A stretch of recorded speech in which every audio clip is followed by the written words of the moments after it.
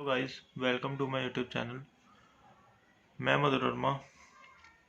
आज हम cell chapter का पार्ट थर्ड अपना करने जा रहे हैं, जिसमें कि हम क्या क्या पढ़ेंगे वो मैं पहले आपको बता देता हूँ। पहले दो पार्ट का लिंक डिस्क्रिप्शन में है, तो आप उसको भी देख लें। उसी की कंटिन्यूटी में आपको ये समझ आएगा, ठीक है।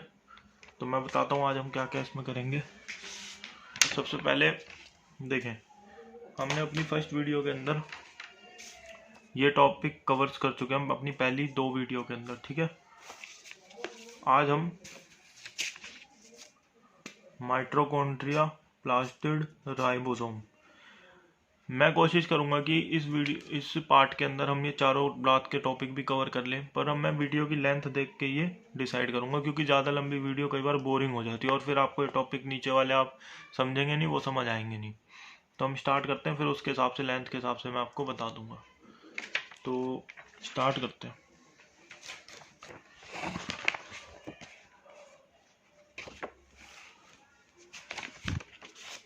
सबसे पहला टॉपिक आज का हमारा क्या है? माइटोकॉन्ड्रिया। सबसे पहला टॉपिक है हमारा mitochondria. Mitochondria unless specifically stained are not easily visible under the microscope. जब तक कि हम माइटोकॉन्ड्रिया को स्टेन नहीं करते, वो माइक्रोस्कोप के अंदर आसानी से दिखता नहीं है। यहाँ पे आप लिख लें जीनस ग्रीन बी। इस डाई से ये स्टेन होता है, Janus green B. The number of mitochondria per cell is variable depending on the physiological activity of the cell. In terms of shape and size also, considerable degree of variety is observed. Number of mitochondria जो है वो depend करता है कि कौन सा cell कितना physiologically active है, क्योंकि माइटोकॉन्ड्रिया पे हम आगे बढ़ेंगे। एटीपी सिंथेसिस कराता है, तो एटीपी जो है वो एनर्जी करेंसी ऑफ सेल होती है। जो सेल जितना ज़्यादा फिजियोलॉजिकली एक्टिव होगा, जो सेल जितना ज़्यादा वर्क कर रहा होगा, उसे उतनी ज़्यादा एटीपी चाहिए, इसलिए उसके पास उतने ज़्यादा माइटोकॉन्ड्रिया होंगे। तो यहाँ पे ये लिखा है। और साइज और शेप भी माइटोकॉन्ड्रिया की अलग अलग सेल में अलग अलग होती है। Typically it is sausage shaped or cylindrical having a diameter of 0.2 to 1 micrometre. Average इसकी हम ले सकते हैं 0.5 माइक्रोमीटर और लेंथ हमें दी हुई है 1 से 4.1 माइक्रोमीटर। इस लाइन में आपको टिपिकली जो है याद करने की चीज है, फैक्चुअल बात है, इसकी जो डायमीटर है और लेंथ याद करनी है। देखो, आप ये मत सोचना कि ये क्वेश्चन आ नहीं सकता, बिल्कुल आ सकता है, ठीक है। तो इसको याद कर लेना, फैक्ट्स है। एक प्लेन शीट के ऊपर इन फैक्ट्स को लिख लो, जो ऐसे ऐसे फैक्ट्स है ना। पीछे भी अभी हमने पिछली वीडियो में मैंने आपको बताया था कि जैसे आप देखो, ये वाले जो जितने भी सारे हमारे को यहाँ पे ये दिए हुए हैं कि पीपीएलओ की कितना डायमीटर होता है, कितना, मतलब ये सब आपको याद करना है, बिल्कुल, ठीक है, क्योंकि काम आएगा, ये पूछ लेते हैं कई बार। तो आगे देखते हैं।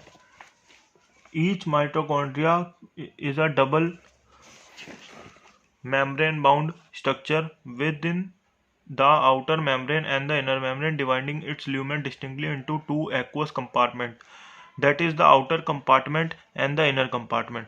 जो माइटोकॉन्ड्रिया होता है वो डबल मेम्ब्रेनस बाउंड स्ट्रक्चर होता है। दो मेम्ब्रेन होती है, एक आउटर और एक इनर। जैसे ये आउटर मेम्ब्रेन है, ये इनर मेम्ब्रेन है। तो हमारा जो माइटोकॉन्ड्रिया होता है वो दो कंपार्टमेंट में बट जाता है, आउटर कंपार्टमेंट, इनर कंपार्टमेंट, ठीक है। द इनर कंपार्टमेंट जो है वो फिल्ड होता है होमोजीनियस सब्सटेंस कॉल्ड मैट्रिक्स, और जो आउटर कंपार्टमेंट होता है वो continuous limiting boundary of the organelle. Important line है, कौन सा कंपार्टमेंट जो है या मेम्ब्रेन जो है लिमिटिंग कॉन्टिन्यूअस बाउंड्री बनाता है ऑर्गेनली की? आउटर मेम्ब्रेन ऑफ माइटोकॉन्ड्रिया, ठीक है। इनर मेम्ब्रेन जो है वो क्रिस्टा बनाती है। क्या बनाती है? क्रिस्टा। अभी मैं आपको डायग्राम से बताऊंगा बना के कि क्या होता है क्रिस्टा और इसका काम क्या होता है। Towards the matrix the Crysta increase the surface area. Crysta क्या करता है? सरफेस एरिया को बढ़ा देता है। तो यहां तक मैं आपको एक बार एक चीज समझाता हूं।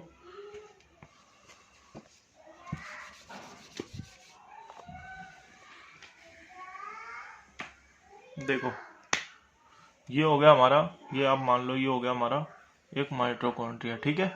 ये हो गई इसकी आउटर मेम्ब्रेन, क्या हो गई? Outer membrane. ये हो गई हमारी इनर मेम्ब्रेन, क्या हो गई? इनर मेम्ब्रेन, ठीक है। ये हमारा हो गया आउटर कंपार्टमेंट, ये हमारा हो गया इनर कंपार्टमेंट। ठीक है,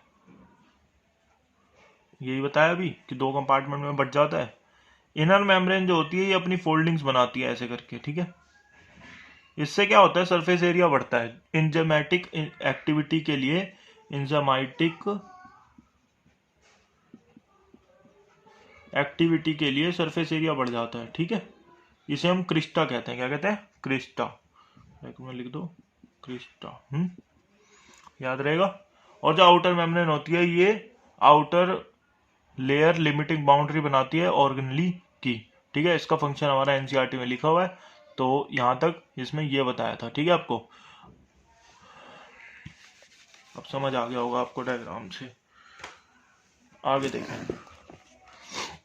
the two membrane have their own specific enzyme associated with mitochondrial function. जो दोनों के दोनों मेम्ब्रेन होते हैं उनमें अपने स्पेसिफिक एंजाइम होते हैं जो कि माइटोकॉन्ड्रियल फंक्शन से, मतलब कि स्पेसिफिक एंजाइम का मतलब क्या है, जो इनर मेम्ब्रेन के पास होगा वो आउटर के पास नहीं होता, जो आउटर मेम्ब्रेन के पास होता है वो इनर के पास नहीं होता, ठीक है। Mitochondria are the site of aerobic respiration. Aerobic respiration होती है जब ही एटीपी बनता है, ये आप अगले यूनिट में पढ़ लेंगे जो प्लांट फिजियोलॉजी है।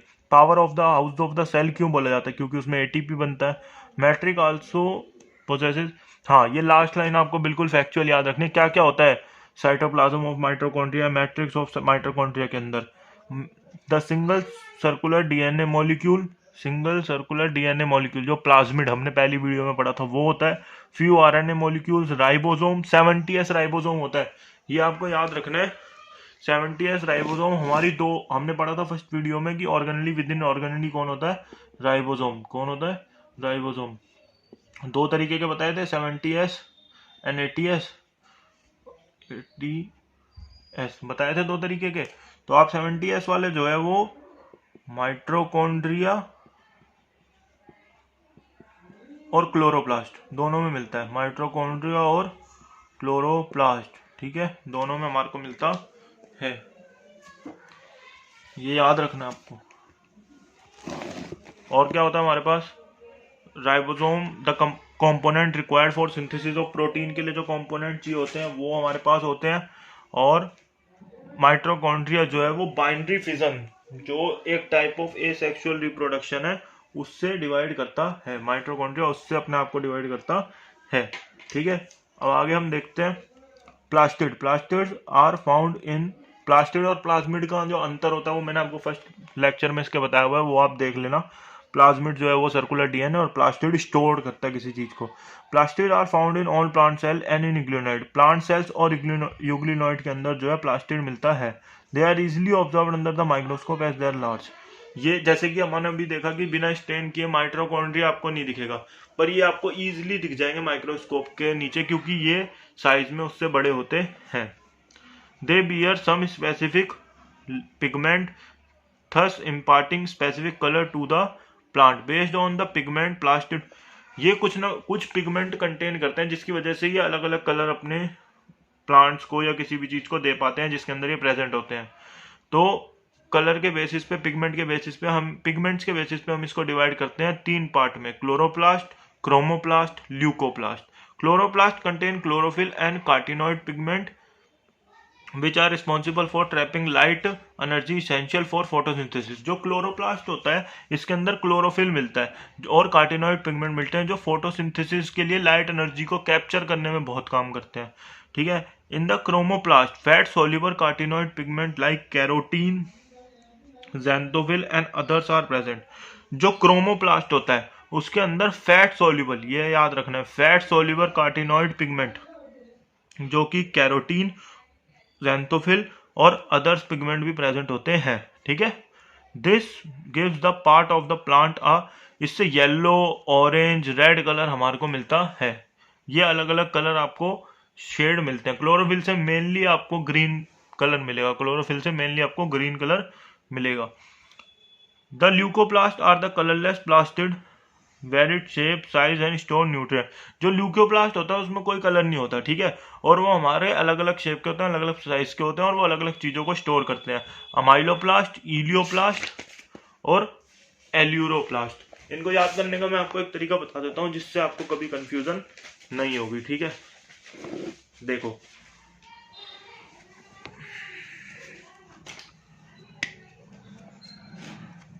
अमाइलो, क्या था, अमाइलोप्लास्ट था ना, और क्या था, एर्यूलोप्लास्ट और इलियो।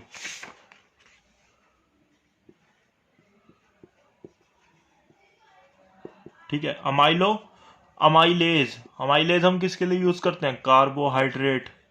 ठीक है, डाइजेशन में पड़ा होगा है ना, कार्बोहाइड्रेट। एर्यूलो, एर्यूलोन लेयर अभी हम पढ़ेंगे, सेक्सुअल रिप्रोडक्शन और फ्लावरिंग प्लांट के अंदर प्रोटीन की लेयर होती है, ये प्रोटीन स्टोर करता है। ठीक है, और इलियो लास्ट में रहेगा, ये फैट स्टोर करता है। ठीक है, ये याद ऐसे कर सकते हैं आप, अगर सीधा याद हो जाए तो उससे तो अच्छी कोई बात ही नहीं है क्योंकि ये आपको याद नहीं करना पड़ेगा। ठीक है, आगे देखो, जो क्लोरोप्लास्ट होता है वो भी डबल मेम्ब्रेन बाउंड स्ट्रक्चर होता है। Majority of the chloroplast of the plant are followed by mesophyll cell of the leaves found in mesophyll cells. ठीक है, अभी मैं आपको अगली यूनिट में हम पढ़ेंगे प्लांट फिजियोलॉजी के अंदर कि मेसोफिल सेल्स होते हैं, उसके अंदर आपको क्लोरोप्लास्ट मिलता है। ठीक है, और ये मेसोफिल सेल होते हैं ना जो, वो लीव्स के अंदर ही पाए जाते हैं ज्यादातर। These are the lens shaped, oval, spherical, discoid और इवन रिबन शेप। इसकी शेप अलग अलग दे रखी है और फिर वही आपको इसका लेंथ और विड्थ दे रखी है, ये आपको याद करनी है। Their number of variety from 1% of chlamydomonas a green algae to 20 to 40% cell in a mesophyll. जो नंबर होता है इसका वो वेरीज करता है, जैसे क्लाडोमनास के अंदर ये 1% होता है और 20 से 40% जो है मीजोफिल सेल के अंदर ही आपको क्लोरोप्लास्ट मिल जाता है। ठीक है, तो अब आप देखो, माइटोकॉन्ड्रिया की तरह ही क्लोरोप्लास्ट भी एक डबल मेम्ब्रेन बाउंड स्ट्रक्चर है। Inner chloroplast membrane is relatively less permeable. जो आउटर मेम्ब्रेन होती है ना वो रिलेटिवली मोर परमेबल होती है, इसकी वो बहुत सारे सामान को पास करने देगी अपने में से, और जो इनर मेम्ब्रेन होती है वो रिलेटिवली लेस परमेबल होती है। जैसे हमने प्लाज्मा मेम्ब्रेन के लिए पढ़ा था जो सेलेक्टिवली परमेबल होती है, पर ये सेलेक्टिव नहीं होती। ठीक है, ये लेस परमेबल होती है। The space limited by the inner membrane of the chloroplast is called stroma. जो अंदर का स्पेस होता है उसे हम स्ट्रोमा कहते हैं। Number of latest thylakoid present on the thylakoid are in stock called grana. ठीक है, ठीक है, ये मैं आपको अभी डायग्राम से बताता हूँ। ठीक है, ठीक है, यहाँ तक। ठीक है, ये मैं आपको अभी डायग्राम से बताता हूँ यहाँ तक का कहानी क्या है।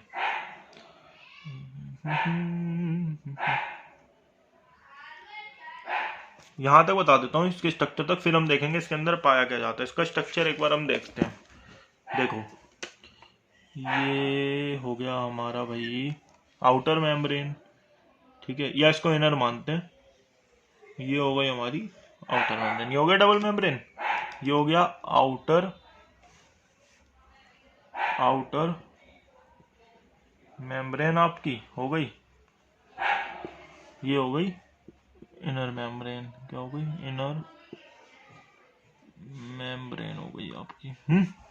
देखो, ऐसे ऐसे ना छोटे छोटे कॉइन लाइक स्ट्रक्चर होते हैं इसके अंदर, छोटे छोटे कॉइन लाइक स्ट्रक्चर। एक स्ट्रक्चर को हम क्या कहते हैं ना, single structure is known as thylakoid. क्या होता है,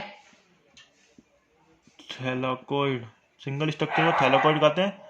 इन सबको मिला के ग्रेना कहते हैं। क्या कहते हैं, ग्रेना। क्या कहते हैं, ग्रेना। ठीक है, इन सबको मिला के हम कहते हैं ग्रेना। ठीक है, ऐसे ही बहुत सारे स्ट्रक्चर होते हैं ऐसे ऐसे इसके पास। ठीक है, ये एक ग्रेना हो गया, दो ग्रेना, ये तीन। ठीक है, इसको जो जोड़ेगा, दो ग्रेना को या दो थैलाकोइड्स को डिफरेंट ग्रेना के जो जोड़ता है उसे हम कहते हैं स्टोमल लैमिला। क्या कहते हैं, स्ट्रोमल लैमिला। ठीक है, ये जो खाली स्पेस है इसे हम कहते हैं स्ट्रोमा। क्या कहते हैं, स्ट्रोमा।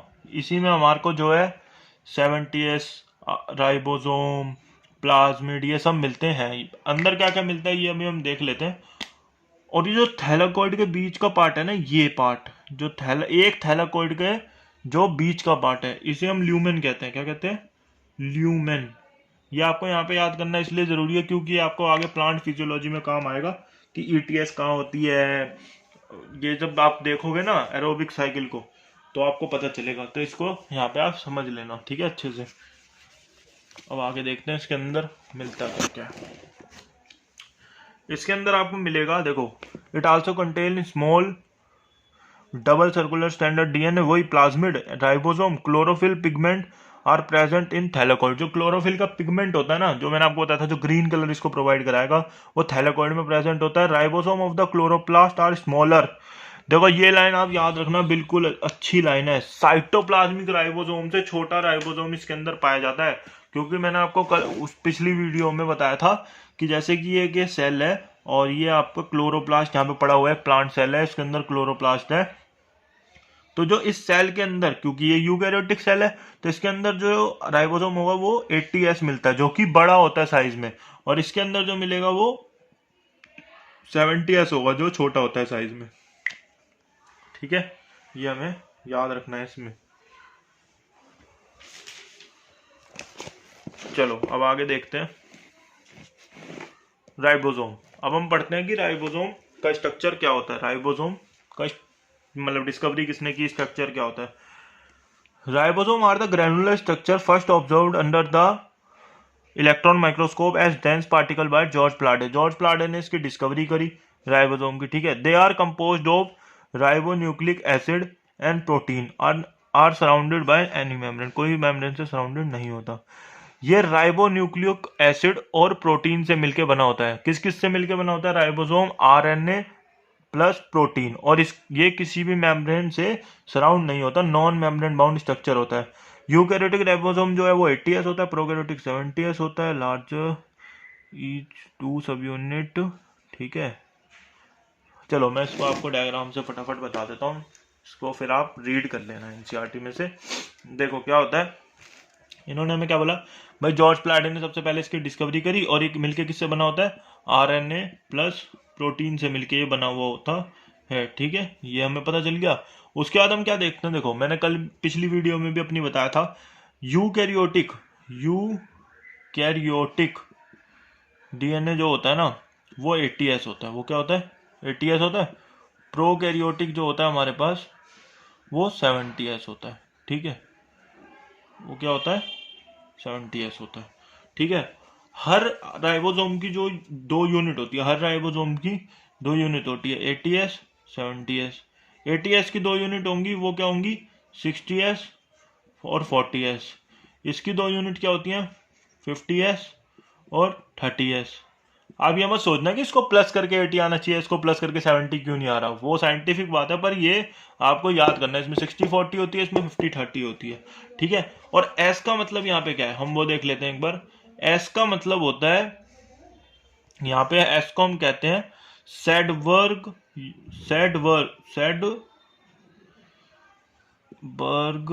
यूनिट। वो स्पेलिंग गलत हो गई। एस का मतलब होता है आपका सैडबर्ग यूनिट। ठीक है, और एस जो होता है ना हमारा, वो इनडायरेक्टली मेजर होता है साइज और डेंसिटी दोनों का। अच्छा देखो, एस का सैडबर्ग यूनिट हम क्यों कहते हैं? क्योंकि उन्होंने इसको डिस्कवर किया। सेडिमेंटेशन कोफिशिएंट भी हम इसको कहते हैं। क्या कहते हैं? सेडिमेंटेशन कोफिशिएंट भी हम इसे कहते हैं। ठीक है, और ये इनडायरेक्टली हमें साइज और डेंसिटी दोनों के बारे में बताता है। ठीक है, साइज और डेंसिटी दोनों के बारे में बताता है। और ये मैंने आपको बता दिया कि हर राइबोसोम के अंदर 2 सब यूनिट होती है, एक उससे लार्ज होती है और एक जो होती है वो स्मॉल होती है। यहाँ पे आप देखो, जो ऊपर वाली यूनिट है वो आपको डायग्राम में दिख छोटी रही होगी, पर इसे हम लार्ज यूनिट कहते हैं। जो नीचे वाली यूनिट है उसे हम स्मॉल यूनिट कहते हैं।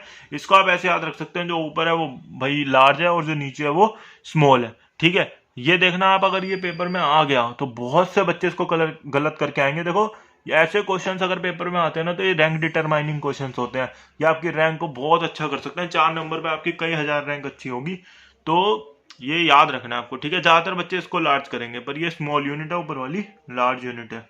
अगला हम करते हैं साइटोस्केलेटन। ठीक है, जैसा कि मैंने आपको बोला था कि माइटोकॉन्ड्रिया, प्लास्टिड, राइबोसोम ये हम कर लेंगे। आज हम क्या करते हैं, साइटोस्केलेटन और सीलिया, फ्लैजिला और सेंट्रोसोम और सेंट्रियोल तक कर लेते हैं। न्यूक्लियस फिर हम देखते हैं कि टाइम बचता है तो करेंगे, नहीं तो अगली वीडियो में इसको कवर करके खत्म कर देंगे इस चैप्टर को। ठीक है, साइटोस्केलेटन करते हैं। सबसे पहले मैंने अपनी पहली वीडियो में आपको बताया था सेल की, कि साइटोस्केलेटन का मतलब होता है जैसे हमारे अंदर एक स्केलेटन होता है ना, ऐसे सेल के अंदर एक स्केलेटन होता है जो उसकी बॉडी के फ्रेम को मेंटेन करके रखता है, स्ट्रक्चर को, बॉडी फ्रेम का काम करता है, बॉडी फ्रेमवर्क का। देखो, an elaborate network of filamentous proteinaceous structure consisting of microtubule, microfilament, intermediate filament present in the cytoplasm is collectively referred। देखो,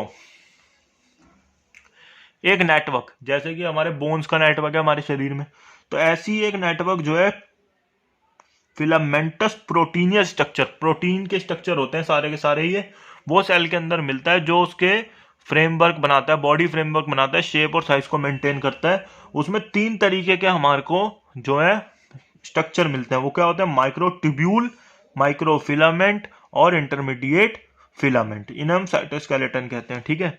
the cytoskeleton in a cell are involve in many function such as mechanical support, motility, maintenance of shape of cell. ठीक है। Motility,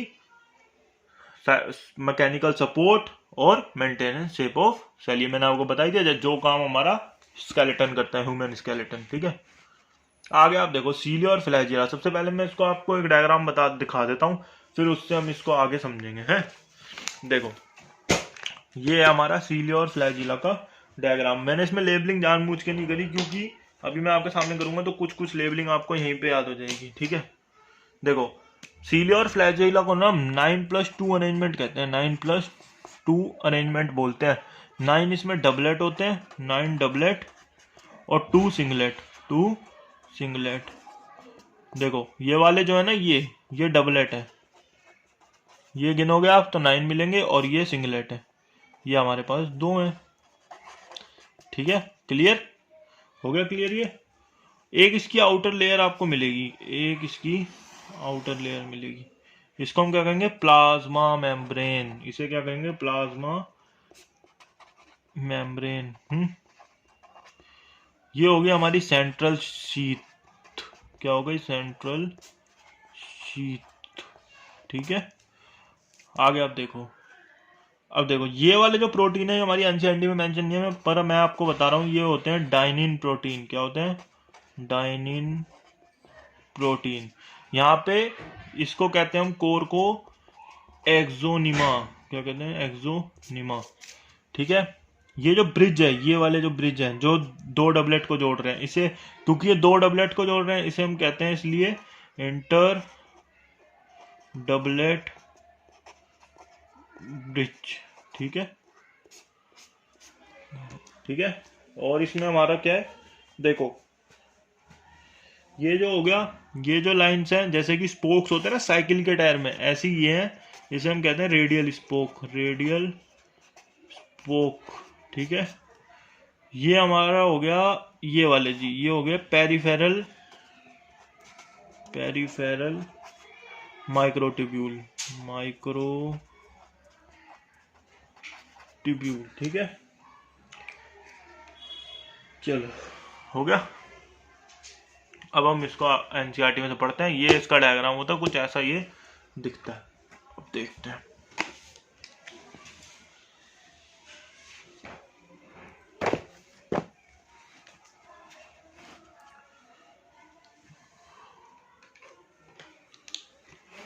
सीलिया and flagella are hair like outgrowth of the cell membrane. Cell membrane के ऊपर present होते हैं, hairs की तरह ये बाहर निकल रहे होते हैं, जैसा कि हमने प्रोकैरियोट्स के अंदर भी पढ़ा है।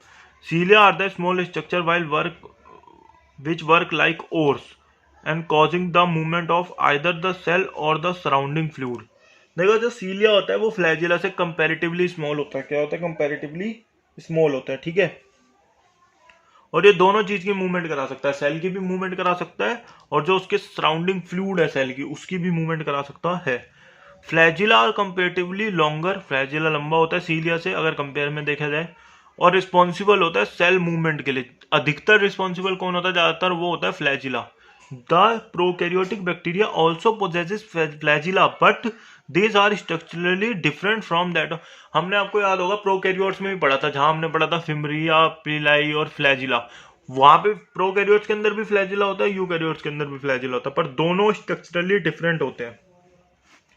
The electron microscope study of cilium और the flagellum shows that they are covered with plasma membrane and their core is known as exonym। ये मैंने आपको अभी बताया डायग्राम के अंदर कि जो इसकी आउटर लेयर होती है वो प्लाज्मा मेम्ब्रेन और जो बीच का कोर होता है वो एक्सोनिमा।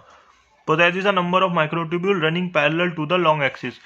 possesses number of microtubule जो रनिंग कर रहे होते हैं पैरेलल। देखो इसको आप कैसे समझ सकते हैं, ऐसे होता है ये पैरेलल, शीट के अंदर ये जैसे मार्कर जा रहा है ना, ऐसे जा रहे होते हैं ये माइक्रोट्यूब्यूल सारे जो मैंने सर्कल्स बताए थे, ऐसे ही होते हैं ये ट्यूब की तरह, ठीक है।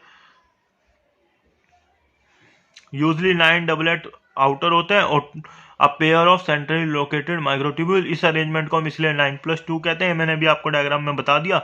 The central tubules are connected by the bridge and is also close by central sheath. जो सेंट्रल ट्यूब्यूल होता है वो भी ब्रिज से कनेक्ट होता है और सेंट्रल सीट उसे कवर कर रही होती है। रेडियल स्पोक्स भी मैंने आपको बता दिया, जो पेरिफेरल ट्यूब्यूल होते हैं वो सेंट्रल ट्यूब्यूल से मिल रहे होते हैं by the means of radial spoke. दस देयर आर 9, जितने पेरिफेरल माइक्रोट्यूब्यूल्स हो गए उतना ही हमारे पास रेडियल स्पोक्स भी होंगे। कितने थे? 9 थे, तो इसलिए 9 ही रेडियल स्पोक्स होंगे। 10 the peripheral doublet are also interconnected by linker. जो पेरिफेरल डबलेट होते हैं वो भी मैंने आपको बता दिया लिंकर से लिंक रहते हैं, जिसे हम इंटर डबलेट ब्रिज कहते हैं। Both cilium and flagellum emerge from centriole like structure called basal body. Cilia और फ्लैजिला जो है वो बेसल बॉडी से बनते हैं, ठीक है। किससे बनते हैं? Basal body. यह आप याद रखना, सीलिया और फ्लैजिला ओरिजिनेट कहां से होते हैं? Basal body. किससे ओरिजिनेट होते हैं? बेसल बॉडी, बस, ठीक है। अब हम आगे देखते हैं सेंट्रोजोम और सेंट्रियोल, ठीक है, जो हमारी इस वीडियो का लास्ट टॉपिक है। बाकी जो न्यूक्लियस रह गया है वो मैं आपको अगली वीडियो में कवर करके दे दूंगा, वो न्यूक्लियस और माइक्रोबॉडीज। सेंट्रोजोम, क्योंकि इस वीडियो की लेंथ बहुत लंबी हो जाएगी फिर नहीं तो। सेंट्रोजोम और सेंट्रियोल्स। सेंट्रोजोम्स इज एन, ये मैं पहले आपको डायग्राम से बताता हूँ, ऐसे आपको शायद नहीं समझ आएगा। देखो सेंट्रोजोम जो होता है ना वो एक ऐसा स्ट्रक्चर होता है, ऐसा ऑर्गेनेली होता है यूकैरियोटिक सेल के अंदर जो सेल डिवीजन में काम आता है। जैसे ये मान लो ये एक सेंट्रोजोम है, ठीक है, तो इसके अंदर हमें सेंट्रियोल मिलते हैं, इसके अंदर हमें सेंट्रियोल मिलते हैं और वो कुछ इस तरीके से अरेंज होते हैं, 90 डिग्री पे अरेंज होते हैं एक दूसरे के। कितने पे? 90 डिग्री पे अरेंज होते हैं। ये क्या होते हैं? ये हमारे हो गए जी सेंट्रियोल्स, ठीक है। 90 डिग्री पे अरेंज होते हैं, परपेंडिकुलर होते हैं एक दूसरे से, ठीक है। अब हम इसको पढ़ते हैं, अब आपको समझ आएगा, कंफ्यूजन होगी। सेंट्रोजोम, क्रोमोजोम, सेंट्रियोल, इन सबको अलग अलग बिल्कुल क्लियर कट समझ लेना, ठीक है।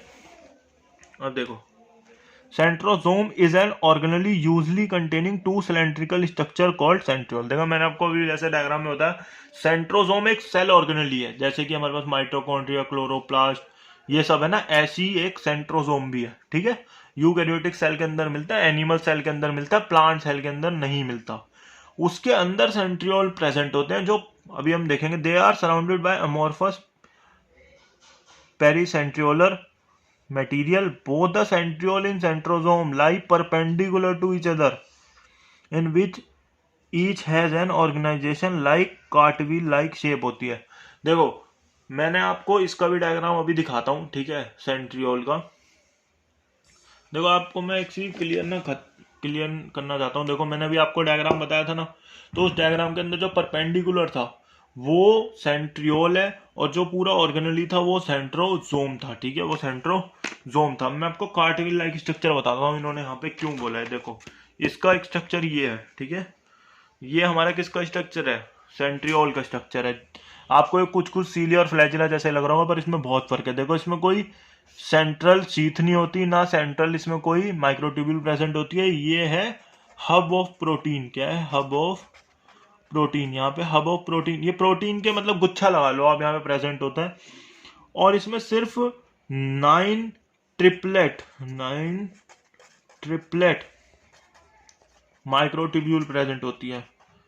9 ट्रिपलेट माइक्रोट्यूब्यूल प्रेजेंट होती है। रेडियल स्पोक्स में भी होते हैं और वो भी 9 होते हैं, ठीक है, रेडियल स्पोक्स होते हैं। इसकी भी एक आउटर कवरिंग होगी जिसे हम प्लाज्मा मेम्ब्रेन कहेंगे।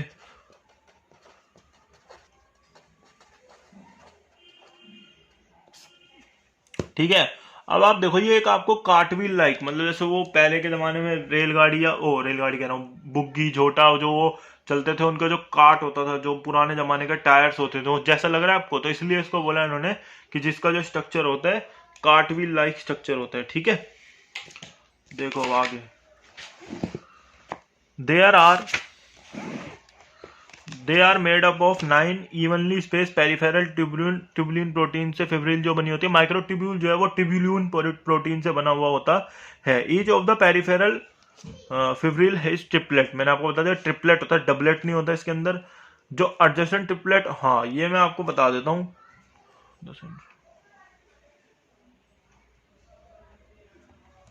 देखो मैं आपको अभी क्लियर कर देता हूँ। ये एक लाइन हमारे से मिस हो गई है, क्या कि जो ये ब्रिज है इसके अंदर, इसे हम इंटर ट्रिपलेट ब्रिज कहते हैं, डबलेट नहीं, क्योंकि ये ट्रिपलेट को जोड़ रहा है, इसलिए हम इसे इंटर ट्रिपलेट ब्रिज कहेंगे। ठीक है, सॉरी ये छूट गया था, इंटर ट्रिपलेट ब्रिज कहेंगे। स्पोक्स के बारे में मैंने बता दिया, हब ऑफ प्रोटीन के बारे में मैंने आपको डायग्राम से बता दिया। ठीक है, यहाँ पे वही लिखा हुआ है। हाँ, सेंट्रियोल जो होता है वो बेसल बॉडी बनाता है सीलिया और फ्लैजिला की। अभी हमने आगे पिछले वाले अभी सीलिया फ्लैजिला में पढ़ा था कि वो बेसल बॉडी से ओरिजिनेट होते हैं। तो बेसल बॉडी को कौन बनाता है? सेंट्रियोल। ठीक है, और स्पिंडल फाइबर फॉर्मेशन कराता है सेल डिवीजन के टाइम। अभी हमने आगे बहुत इंटरेस्टिंग सा चैप्टर है सेल डिवीजन, उसमें पढ़ेंगे ना, तो जो स्पिंडल फाइबर्स होते हैं ना, वो कुछ ऐसे करके देखो, सेंट्रोसोम डिवाइड हो जाता है, वो 2 सेल्स में पहुंच जाता है, और यहाँ से जो फिर स्पिंडल फाइबर्स निकलते हैं ना, जो काइनेटोकोर से अटैच होते हैं, पढ़ लेना अगर आपको नहीं पता, मैं आपको ऐसे ही बता रहा हूँ, आगे हम पढ़ेंगे तो आपको समझ आ जाएगा। तो ये अटैच करके जब क्रोमोसोम को एक लाइन में ओरिजिनेट करते हैं तो स्पिंडल फाइबर सेंट्रियोल निकालता है। कौन निकालता है? सेंट्रियोल। सिक्रीट लगा लो आप, या ओरिजिनेट लगा लो, कुछ भी लगा सकते हो, सिक्रीट, स्पिंडल, यहाँ पे लाइट पड़ रही है शायद, स्पिंडल फाइबर। ठीक है, इसको आप इधर कर लो, अब आपको सही दिख रहा होगा, सेंट्रियोल सिक्रीट स्पिंडल फाइबर। ठीक है, तो इतना ही था इसमें। ठीक है, 2 टॉपिक हमारे रह गए, कौन कौन से? हमारा रह गया एक न्यूक्लियस रह गया, और एक इसके बाद है हमारा माइक्रोबॉडीज, वो इसमें मैं लिखना भूल गया, वो भी उसमें भी 1-2 लाइन जो भी है, जो चीज़ें याद करनी है वो मैं बताऊंगा। माइक्रोबॉडीज, ये 2 टॉपिक हम अगली नेक्स्ट वीडियो में अपना कवर करेंगे। थैंक यू फॉर वॉचिंग, और अगर आपको वीडियो अच्छी लगी हो और समझ आया हो और आपको ऐसी और वीडियोस देखनी हो तो आप मेरे चैनल को सब्सक्राइब करें, इस वीडियो को लाइक करें, और thank you for watching, bye.